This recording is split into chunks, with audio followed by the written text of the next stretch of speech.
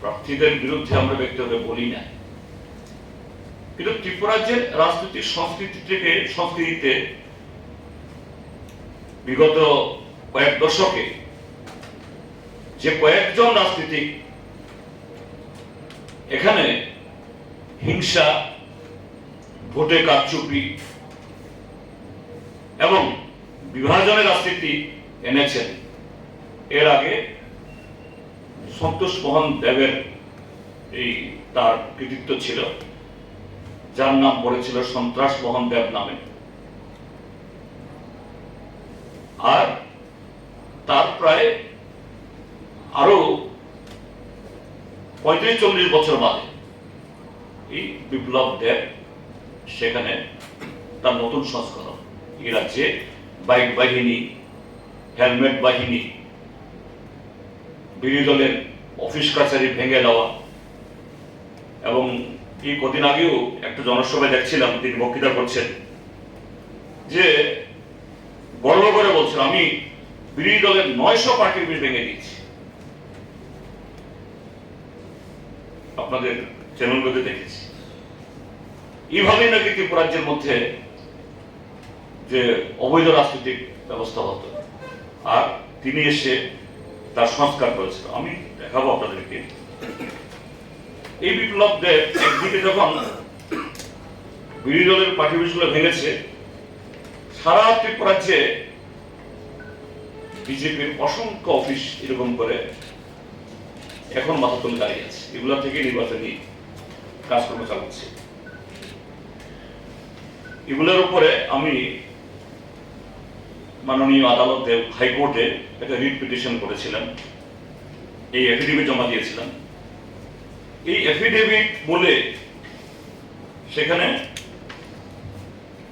এফিডেভিটের এই রিটটা হয়েছে হলো আদালতের তরফ থেকে ইয়েতে, নাম্বারটা হলো WP(C) PIL 21/2019 in the high court of Tripura Agartala. অর্থাৎ হাইকোর্টের একটা এরকমই একটা PIL হয়েছিল।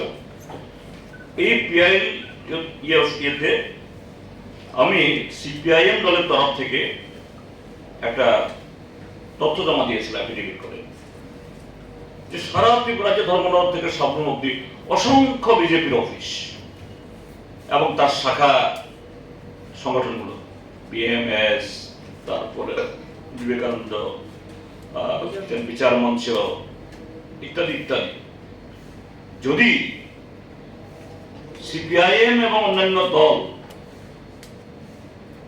যারা 40-50 বছর আগে, কংগ্রেস দলও আছে, যেহেতু ত্রিপুরাজ্যের মধ্যে 60% জমি ফরেস্ট এরিয়াতে, তো সেরকম ভাবে ত্রিপুরাজ্যে শুধু পার্টি অফিস না, বাজার, হাসপাতাল, অফিস, স্কুল ইত্যাদি বিভিন্ন প্রতিষ্ঠান গড়ে উঠেছে। সেগুলো যদি বেআইনি হয়, সরকার বিরোধী দলের অফিস দেখে দেখে ভেঙে দিয়েছে, তাহলে বর্তমান শাসক দল তাদের অফিস থাকতে পারে কি করে? আমার সে এফিডেভিটের পর মাননীয় আদালত সরকার পক্ষকে নির্দেশ দিয়েছে যে সরকার পক্ষ এরকম এই মুহূর্তে কটা অফিস এরকম খাত জায়গা দাঁড়িয়ে আছে, নাম বললে অনেক সময় লাগবে, আপনারা ওখানে যাবেন, দেখুন এত বড় একটা তালিকা আসছে। বিভিন্ন ডিএমরা আদালতে জমা দিয়েছে, আদালত থেকে কপি এনেছেন। সংখ্যা অসংখ্য, এটা নাই পর্যন্ত এই 4 থেকে 500 সংখ্যা হবে, এবং সবগুলি হলো বিজেপির অফিস।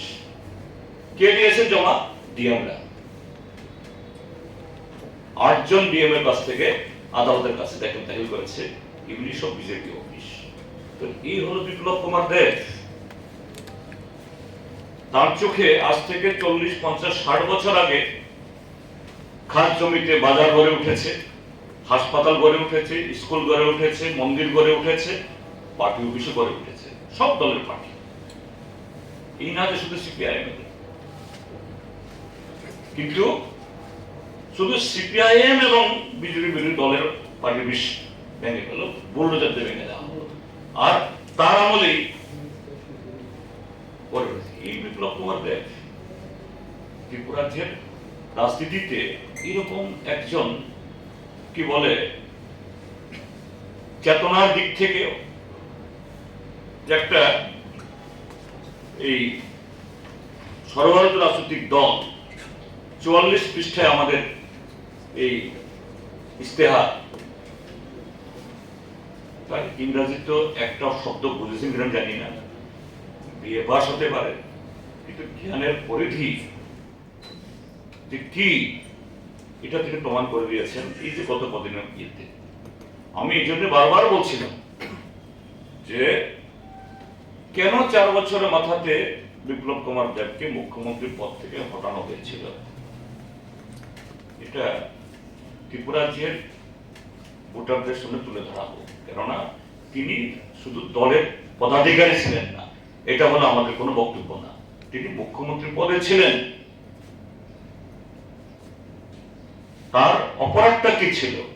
বিজেপি তার মধ্যে অনৈতিকতা কি দেখেছিল? তিনি বড় বড় কথা বলছেন এইভাবে। এটাই হলো আমার মূল বক্তব্য, যে হোয়াটসঅ্যাপ ইউনিভার্সিটির এই সমস্ত থেকে তথ্য নিয়ে যারা বলছেন ত্রিপুরাজ্যের মানুষ তাদেরকে প্রত্যাখ্যান করবেন।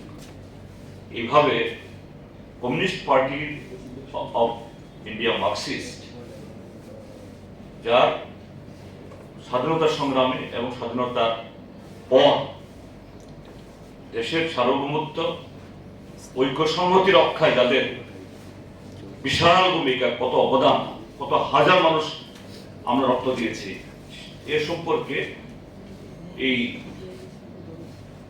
দামোদর বিনায়ক সাভারকারের শিষ্যদের এইভাবে